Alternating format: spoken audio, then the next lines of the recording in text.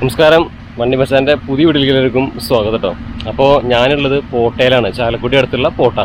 അപ്പോൾ അവിടെ ഒരു പറമ്പിൽ ഒരു പമ്പിൻ്റെ അടുത്തും ഇതുപോലൊരു വണ്ടി കിടക്കുന്നുണ്ട്. അപ്പോൾ അതൊന്ന് കാട്ടിത്തരാം കേട്ടോ. അൽഹിന്ദിൻ്റെ വണ്ടിയാണ്. അപ്പോൾ എൻ്റെ പുതിയ വീട്ടിലേക്കും സ്വാഗതം. അപ്പോൾ ഇതാണ് ഞാൻ പറഞ്ഞ വണ്ടി.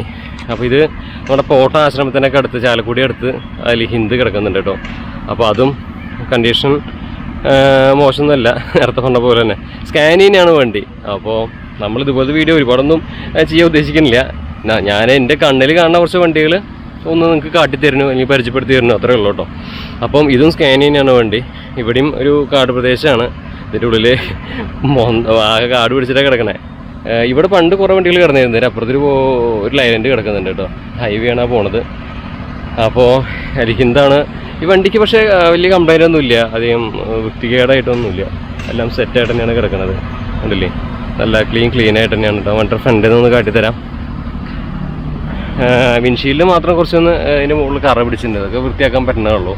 അൽഹിന്ദ കാരണം അൽഹിന്ദിൻ്റെ വണ്ടികൾ ഒരുപാട് ഓടുന്നുണ്ട്. ഇപ്പോൾ വലിയ പ്രശ്നമൊന്നും ഇല്ലാതെ ഓടിക്കൊണ്ടിരിക്കുന്നുണ്ട്. അപ്പോൾ അത് അധികം താമസിയാതെ തന്നെ വണ്ടി നിരത്തിലിറങ്ങുമെന്ന് നമുക്ക് സമാധാനിക്കാം. പിന്നെ സ്കാനിയയുടെ എപ്പോഴും ആൾക്കാർ കമൻറ്റ് ചെയ്യേണ്ടായിരുന്നു. സ്കാനിയയ്ക്ക് എന്താ പ്രശ്നം എന്ന് വെച്ചാൽ ഇതിൻ്റെ പാർട്സ് കിട്ടുന്നില്ല. അത് വലിയൊരു പ്രശ്നം തന്നെയാണ് കേട്ടോ. പാർട്സ് കിട്ടാനില്ല, അത് അങ്ങനെ കേൾക്കുന്നുണ്ട്.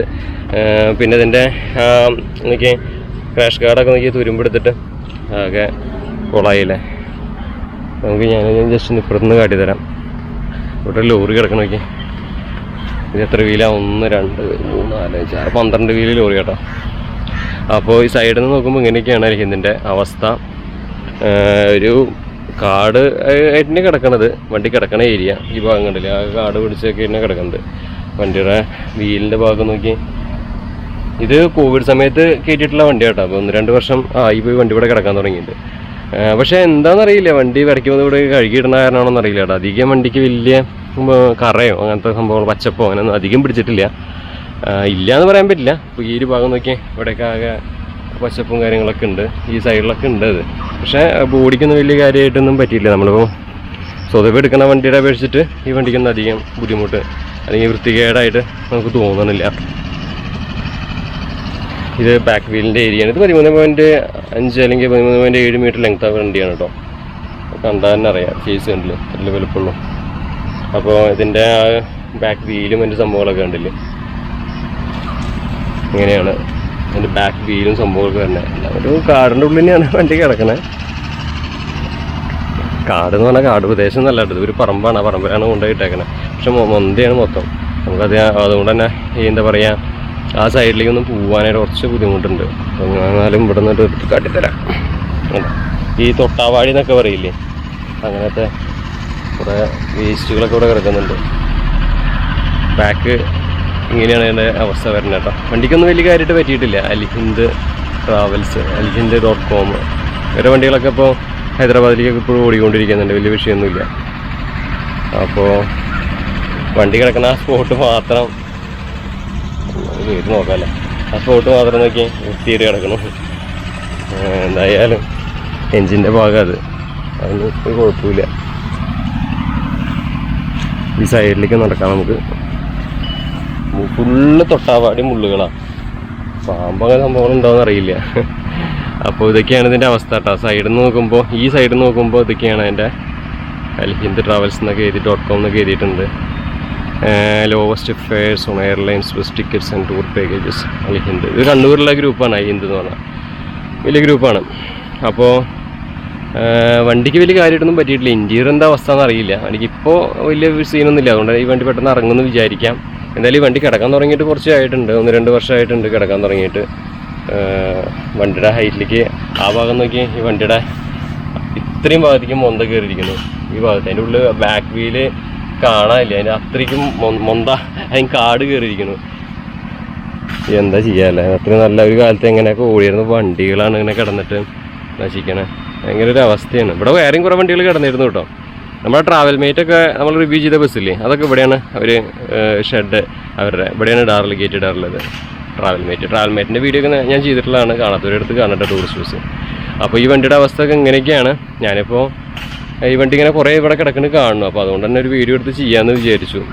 അപ്പോൾ അതാണ് കേട്ടോ പെട്ടെന്ന് തന്നെ വന്നിട്ടൊരു വീഡിയോ ചെയ്തത്. എന്തായാലും വണ്ടിക്ക് വലിയ കാര്യമായിട്ടൊന്നും അധികം ബുദ്ധിമുട്ടോ കാര്യമായിട്ടൊന്നും പറ്റിയിട്ടില്ല. പക്ഷേ അതിലേന്ന് കാട്ടിത്തരാം. ഇവിടെ മുള്ളുകൾ ഭയങ്കര ഉണ്ടോ, തൊട്ടാവാടി മുള്ളുകളാണ് കംപ്ലീറ്റ്, നടക്കാൻ പറ്റില്ല ഉണ്ടോ.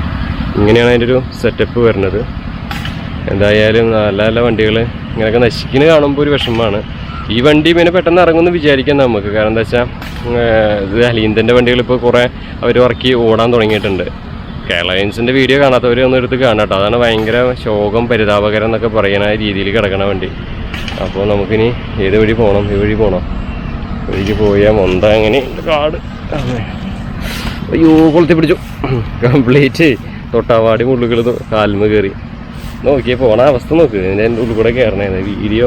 വണ്ടിപ്പിരാന്ത് കാരണം വന്നിട്ട് നമ്മൾ ചെയ്യണതാട്ടോ ഇങ്ങനെ. കംപ്ലീറ്റ് മുള്ള് കടിച്ചു, മുള്ളു കുത്തി കംപ്ലീറ്റ്. എന്താ ജാതി ഇങ്ങനത്തെ മുള്ളുകളാണ്. എന്താല്ലേ ഈ വണ്ടിക്ക് പക്ഷേ നല്ല രസമുണ്ട് വണ്ടി കാണാട്ടോ. വലിയ സീനൊന്നും ആയിട്ടില്ല. ബോഡിക്കൊന്നും വലിയ കുഴപ്പമില്ല. ഇവിടെയൊക്കെ വരുമ്പോൾ ഒരു ഇങ്ങനത്തെ ഒരു കളർ വന്നിട്ടുണ്ടോ. ഇതറ്റം വരെ വെള്ളം ഒഴുകി വന്നിട്ട് ഉള്ളൊരു കളറ് അങ്ങനെ നിൽക്കുന്നുണ്ട്. അല്ലാതെ വലിയ കാര്യമായിട്ടൊന്നുമില്ല.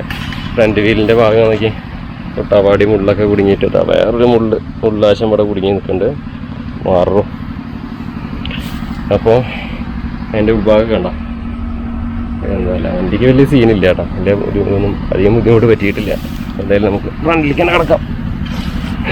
സൗണ്ടൊക്കെ പോവുക. കാരണം എന്താ വെച്ചാലേ മോന്തോടെ ഉള്ളിൽ കൂടെ നടക്കണതേ. അപ്പോൾ ഇതൊക്കെയാണ് ഇന്നത്തെ വീഡിയോ വിശേഷങ്ങൾ.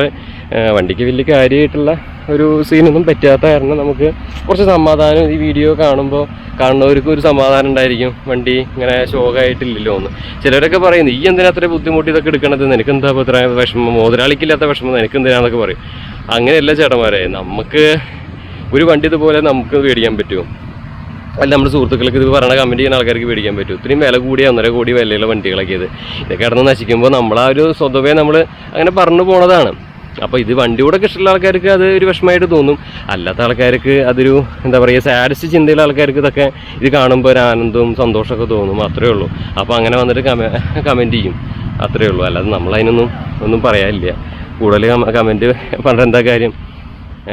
അപ്പോൾ ഇതിൻ്റെ വിൻഷീൽഡ് പൊട്ടിയിട്ടുണ്ട് കേട്ടോ. ഞാൻ ഇപ്പോൾ കണ്ടേണ്ട ഈ ഭാഗം ചിന്നി നിൽക്കുന്നുണ്ട്. വിൻഷീൽഡ് പൊട്ടിയിട്ടുണ്ട്. പിന്നെ ഇതുപോലെയുള്ള ഈ പച്ചപ്പ് കറ ഉണ്ട്. കറ ഒക്കെ കുറേ കഴിഞ്ഞാൽ പോവും. നമ്മളെ മറ്റേ പോളിഷ് ചെയ്ത് പോണതാണ്. വലിയ ഇത് എനിക്ക് തോന്നുന്നത് അടുത്ത് തന്നെ നമുക്ക് ഈ നിരത്തിലേക്ക് ഈ വണ്ടി കാണാൻ പറ്റുമെന്നാണ് എനിക്ക് തോന്നണത്. കാരണം എന്താ വെച്ചാൽ വലിയൊരു സീന് ഇല്ലാത്ത ഒരു വണ്ടിയാണ്. വണ്ടിക്ക് വലിയ അപാകതകളൊന്നും സംഭവിക്കാത്ത കാരണം തന്നെ നമുക്ക് ഈ വണ്ടി പെട്ടെന്ന് തന്നെ നിരത്തുകളിൽ കാണാൻ കഴിയുമെന്നാണ് വിശ്വസിക്കുന്നത്. പിന്നെ ഈ ഏരിയ എന്ന് പറഞ്ഞൊരു പാർക്കിംഗ് സ്ലോട്ടാണ്. അപ്പോൾ അതുകൊണ്ട് തന്നെ ഇവിടെ അധികം വലിയ ബുദ്ധിമുട്ടും വണ്ടികൾക്ക് എപ്പോഴും ഒരു കണ്ണുള്ളൊരു ഇതാണ്. അല്ലാതെ ഒരു പബ്ലിക് വന്നിട്ട് കയറി ഇറങ്ങണ ഒരു ഏരിയ ഒന്നുമല്ല. ഗേറ്റൊക്കെ ഉണ്ട്, മെയിൻ ഗേറ്റ് അവിടെ ഉണ്ട്. ഇവിടെ വേറൊരു ലൈലൻറ്റും കിടക്കുന്നുണ്ട്, സേറ എന്ന് പറഞ്ഞിട്ട്. അതും ഒരു പഴഞ്ചൻ പന്നാസ് വണ്ടി കേട്ടോ. ബോഡിയൊക്കെയാണ് അതിൻ്റെ വീരയാണ്, ലൈലൻ്റാണ് വണ്ടി. അപ്പോൾ ഇതൊക്കെയാണ് ഇന്നത്തെ വീഡിയോ വിശേഷങ്ങളും കാഴ്ചകളൊക്കെ. അപ്പോൾ ഉടൻ തന്നെ ഞാൻ മറ്റൊരു ഗംഭീര വീഡിയോ വരാം. ആ വീഡിയോ ഒക്കെ ഒന്ന് സപ്പോർട്ട് ചെയ്യാം. അത് ഉടൻ തന്നെ പ്രതീക്ഷിക്കാം എല്ലാവർക്കും. ഓക്കെ, അപ്പോൾ അടുത്ത എൻ്റെ പുതിയ വീഡിയോയ്ക്ക് ആയിട്ട് എല്ലാവരും വെയിറ്റ് ചെയ്യാം. അപ്പോൾ ചാനൽ ആദ്യമായിട്ട് കാണാൻ ആൾക്കാരുണ്ടെങ്കിൽ തീർച്ചയായിട്ടും ചാനലൊന്ന് സബ്സ്ക്രൈബ് ചെയ്യുക, ബെൽ ബട്ടണിൽ ഓൾ ഇടുക, പിന്നെ പരമാവധി ഷെയറൊക്കെ ചെയ്യാം കേട്ടോ. അപ്പോൾ ഉടൻ തന്നെ മറ്റൊരു ഗംഭീരമായിട്ട് വീഡിയോ ആയിട്ട് വരാം കേട്ടോ. അപ്പോൾ ബൈ.